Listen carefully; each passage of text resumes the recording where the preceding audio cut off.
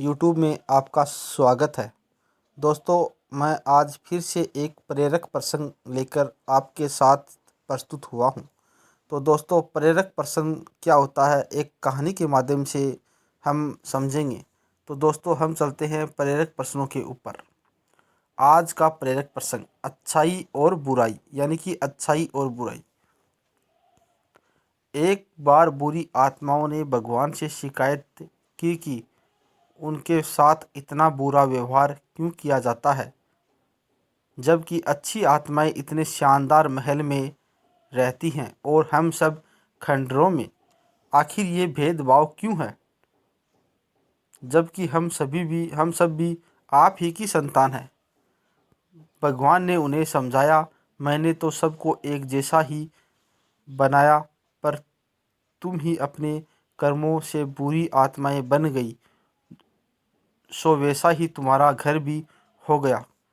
भगवान के समझाने भगवान के समझाने पर भी बुरी आत्माएं भेदभाव किए जाने की शिकायत करती रही और उदास होकर बैठ गई। इस पर भगवान ने कुछ देर सोचा और सभी अच्छी बुरी आत्माओं को बुलाया और बोले, बुरी आत्माओं के अनुरोध पर मैंने एक निर्णय लिया है। आज से तुम लोगों को रहने के लिए मैंने जो भी महल या खंडर दिए थे, वो सब नष्ट हो जाएंगे और अच्छी और बुरी आत्माएं अपने अपने लिए दो अलग अलग शहरों का निर्माण कर नए तरीके से स्वयं करेंगे। सभी एक तभी एक आत्मा बोली, लेकिन इस निर्माण के लिए हमें ईंटें कहाँ से मिलेंगी? भगवान बोले, जब पृथ्वी पर कोई इंसान अच्छा या बुरा कर्म करेगा तो यहाँ पर उसके बदले में ईंटें तैयार हो जाएंगी। सभी ईंटें मजबूती में एक समान होंगी।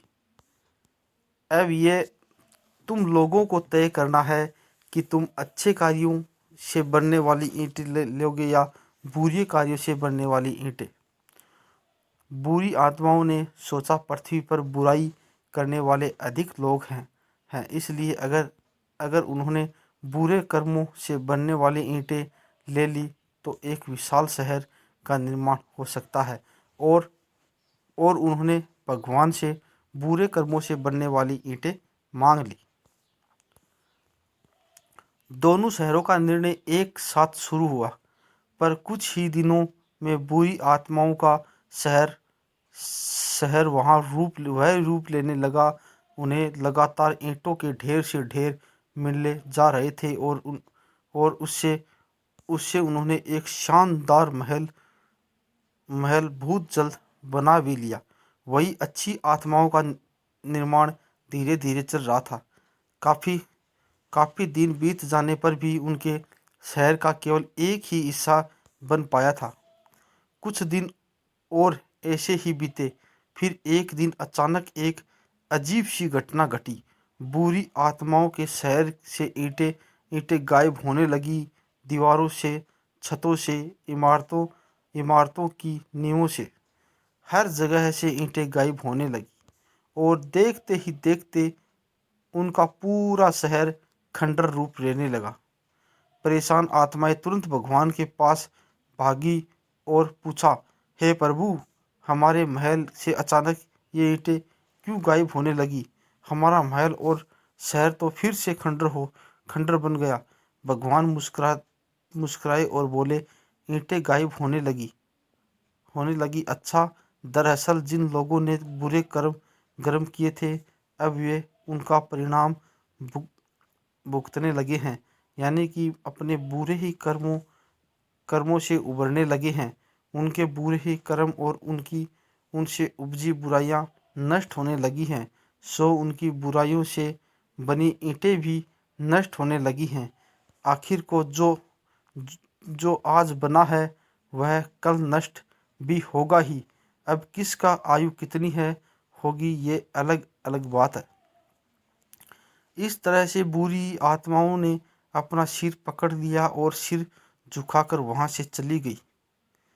मित्रों, इस प्रसंग से हमें कई जरूरी बातें सीखने को मिलती हैं जो हम बचपन से सुनते ही आ रहे हैं, पर शायद ही उसे इतनी गंभीरता से नहीं लेते। बुराई बुराई और उससे होने वाला फायदा बढ़ता तो बहुत तेजी से है, परंतु नष्ट भी उतनी ही तेजी से होता है। वही सच्चाई और अच्छाई से चलने वाली धीरे धीरे आगे ही बढ़ते हैं, पर उनकी सफलता स्थायी होती है। अतः हमें हमेशा सच्चाई और बुनियाद पर अपने ही सफलता की इमारत खड़ी करनी चाहिए। झूठ झूठ और बुराई की बुनियाद पर तो लोग बस खंडर ही बनाए जा सकते हैं। सदैव प्रसन्न रहिए। जो प्राप्त है जो व्याप्त है वह प्राप्त है। तो दोस्तों, हमें इस प्रसंग के माध्यम से हमें यही कहानी का संदेश मिलता है कि हमें मजबूत रहना चाहिए और बुराई का साथ कभी नहीं देना चाहिए। हमें सदा अच्छाई का ही साथ देना चाहिए। अच्छाई की नींव मजबूत होती है और ज़्यादा दिन तक टिकी रहती है। तो दोस्तों, मैं आपको अगले प्रसंग के बारे में अगली प्रेरक प्रसंग के बारे में एक अगली रोचक कहानियाँ लेकर आऊँगा। तो आप मेरे चैनल को लाइक करें, सब्सक्राइब करें और ज़्यादा से ज़्यादा अपने दोस्तों को शेयर करें। थैंक यू दोस्तों, धन्यवाद।